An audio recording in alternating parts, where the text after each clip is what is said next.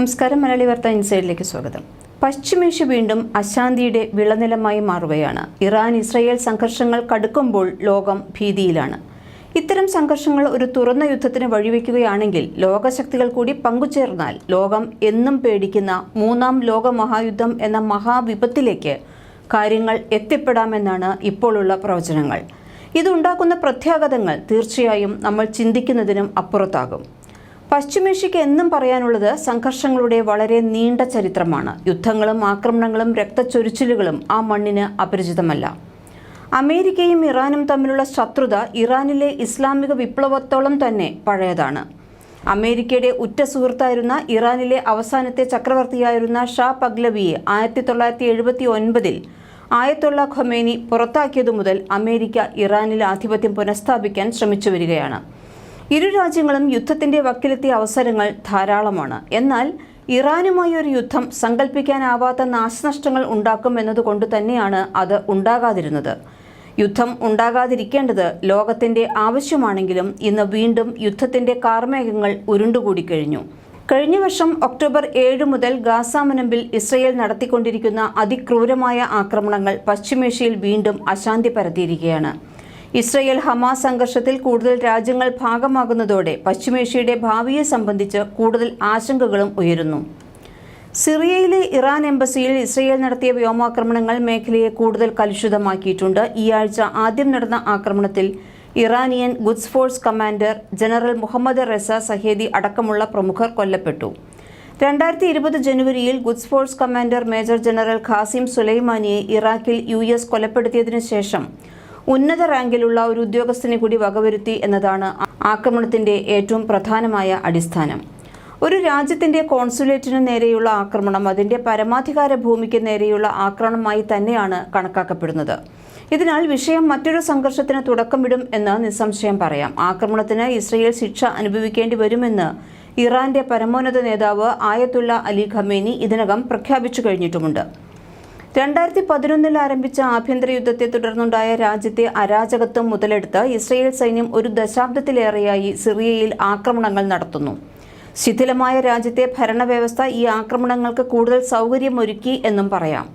സിറിയയിൽ വർദ്ധിച്ചുവരുന്ന ഇറാന്റെയും ഹിസ്ബുള്ളയുടെയും സാന്നിധ്യം ചൂണ്ടിക്കാട്ടി 2017 മുതൽ ഇസ്രയേൽ ആക്രമണങ്ങൾ നടത്തുന്നുണ്ട്. ഇസ്രയേൽ മുൻ പ്രധാനമന്ത്രി നഫ്താലി ബെനറ്റ് പണ്ട് ഇറാനെക്കുറിച്ച് പറഞ്ഞത് ഇറാൻ ഒരു നീരാളിയുടെ തലയാണ് എന്നാണ്. ഇദ്ദേഹത്തിന്റെ വാക്കുകൾ ഇങ്ങനെയാണ്: ഹമാസ്, ഹിസ്ബുള്ള, ഹൂതി, ഇസ്ലാമിക് ജിഹാദ്, ഇസ്രയേൽ തീവ്രവാദികൾ എന്ന് വിളിക്കുന്ന പല സായുധ സംഘടനകളുടെ സംഗമസ്ഥാനമാണ് ഇറാൻ എന്നാണ് ഇസ്രയേലിന്റെ പൊതുവെയുള്ള നിലപാടും. 1961 വിയന്ന കൺവെൻഷൻ പ്രകാരം യുദ്ധസമയത്തും എംബസിയും കോൺസുലർ പരിസരവും സംരക്ഷിക്കപ്പെടേണ്ടതുണ്ട്. എംബസിക്ക് നേരെയുള്ള ആക്രമണം കൊണ്ട് കൃത്യമായ സന്ദേശം ഇസ്രയേൽ ഇറാന് നൽകിക്കഴിഞ്ഞു. മുതിർന്ന ഇറാൻ ഉദ്യോഗസ്ഥൻ സിറിയയിൽ എത്തിയതിനു പിന്നാലെ എംബസിയിൽ വെച്ച് അദ്ദേഹത്തെ ഇസ്രയേൽ വധിച്ചിരുന്നു. ഇറാനിലെ മുതിർന്ന സൈനികരുടെ നീക്കങ്ങൾ ഇസ്രയേൽ കൃത്യമായി നിരീക്ഷിക്കുന്നുണ്ട്. എംബസിക്കുള്ളിൽ പോലും ആർക്കും രക്ഷയില്ല എന്ന് തന്നെയാണ് ഇസ്രയേൽ വ്യക്തമാക്കുന്നതും.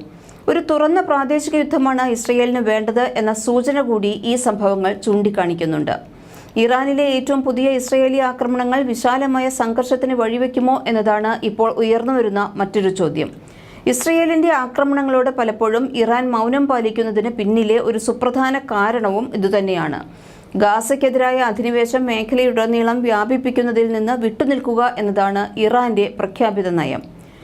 ഹിസ്ബുല്ലയെ മുൻനിർത്തി തിരിച്ചടിക്കുകയാണ് ഇറാന് ആ നിലയ്ക്ക് സ്വീകരിക്കാവുന്ന വഴി. എന്നാൽ എത്ര കാലം ഇറാന് ഇത്തരത്തിൽ പിന്നോട്ട് വലിയാൻ സാധിക്കും എന്നതും ഉയർന്നുവരുന്ന ചോദ്യം തന്നെയാണ്. ഇസ്രയേലിനെതിരെ തിരിച്ചടിക്കാൻ ഇറാനുമേൽ സമ്മർദ്ദമുണ്ട് താനും.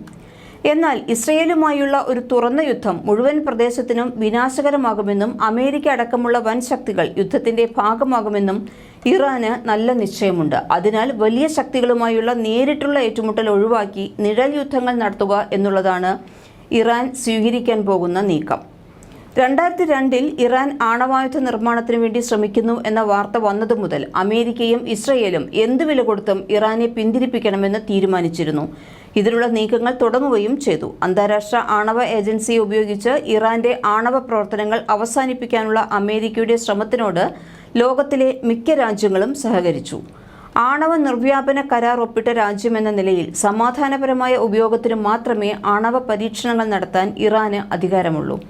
എന്നാൽ ആണവ ഏജൻസിയുടെ പരിശോധനയിൽ ഇറാൻ ആണവ ബോംബ് നിർമ്മിക്കാൻ ശ്രമിക്കുന്നതായി വിവരം ലഭിച്ചു. ഇറാൻ ആ കണ്ടെത്തലിനെ നിരാകരിച്ചുവെങ്കിലും അവർ നടത്തിയ പരീക്ഷണങ്ങളുടെ വ്യാപ്തിയും സ്വഭാവവും സംശയം ഉയർത്തുന്നത് തന്നെയായിരുന്നു.